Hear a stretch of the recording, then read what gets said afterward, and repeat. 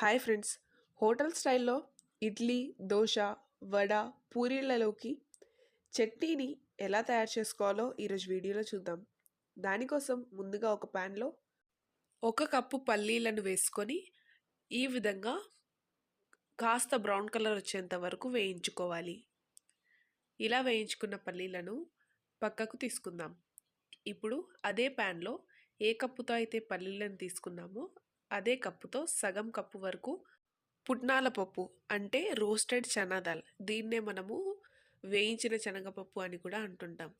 దీన్ని వేయించుకొని పక్కకు తీసుకుందాం. ఇప్పుడు మరొక ప్యాన్లో కారాన్ని బట్టి మిరపకాయలను తీసుకోవాలి. ఇక్కడ ఈ పచ్చిమిరపకాయలు ఎక్కువ కారం లేవు కాబట్టి 8 నుంచి 10 తీసుకున్నాను. వీటిని ఆయిల్ లేకుండా వేయించుకోవాలి.